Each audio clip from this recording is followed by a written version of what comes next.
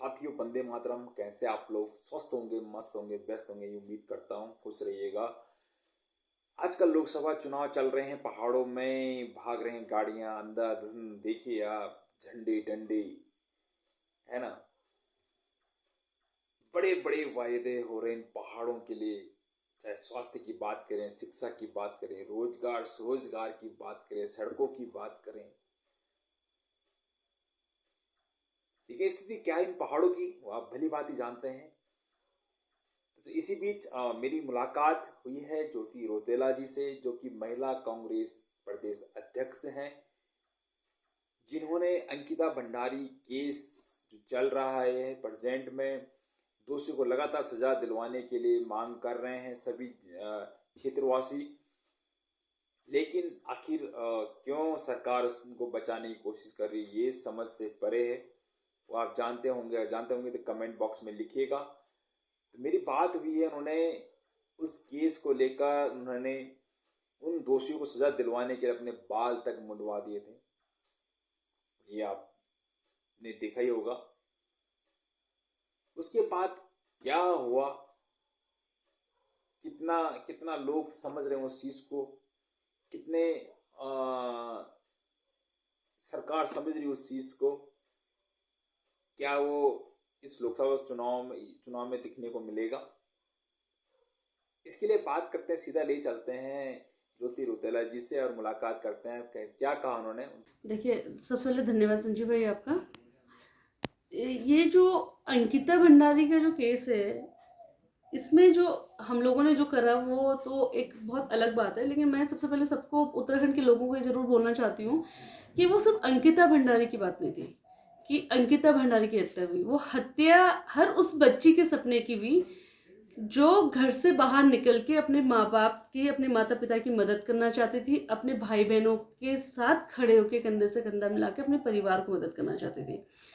हम लोग जिस दिन हमने मुख्यमंत्री आवास घेराव करा, जिस दिन मैंने और मेरे साथी ने मुंडन करवाया, तो हम लोगों ने लगातार, क्योंकि उससे पहले 1 साल तक अंकिता भंडारी के केस में आवाज उठाई, और ठीक 1 साल बाद हम लोग इस चीज के लिए इसलिए मजबूर हुए थे कि जो अंकिता भंडारी के हत्यारे हैं, पुलकित आर्य और उसके जो 2 साथी हैं, वो लोग हाईकोर्ट बेल के लिए चले गए थे।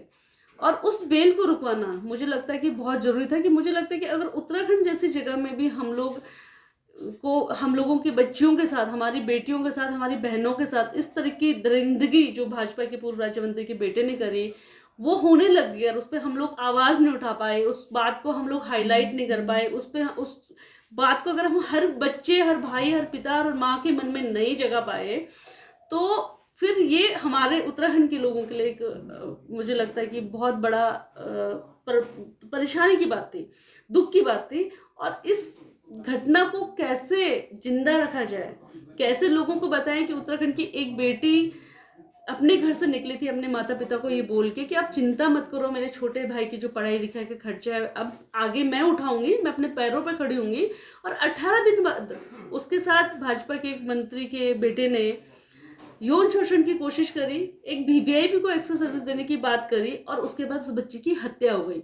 सरकार द्वारा जो पहला कदम उठाया गया वो कदम ये था कि उस होटल में बुलडोजर चलाने का काम सरकार करती है, जिसमें सबूत मिल सकते थे। ये पहला केस है पूरे देश में कि जहां पे हत्या हुई, जहां पे उस बच्ची के साथ पता नहीं क्या क्या घटा, उस होटल के उस कमरे को रातों रात जो क्षेत्रीय विधायक थी, एक महिला है वो भी, उन्होंने बुलडोजर चलवाने का काम करा। और भी एक बार नहीं, 2 बार। जब डीएम से इस बारे में बात हुई तो उन्होंने बोला कि इसका कोई भी आदेश मैंने नहीं दिया, और डीएम का ऐसा ट्रांसफर भी हो गया।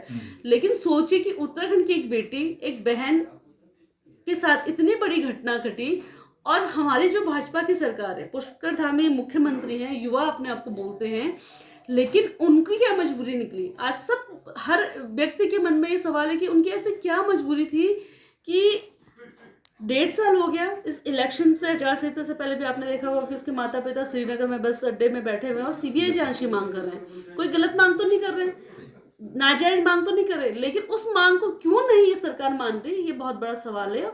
और हमने लोगों के मन में अंकिता भंडारी का जो दर्द है, उसको जगाने के लिए अंकिता के हत्यारों को कहीं ये छोड़ न दे, उस डर से जो मुंडन कराया उस दिन इस वजह से कराया। जी, सही कहा आपने। और लगातार यहाँ पे हम देखते हैं कि लगातार आप आवाज़ उठाते रहते हो उस बेटी के लिए भी, और लगातार आपने धरने प्रदर्शन भी किए थे काफ़ी।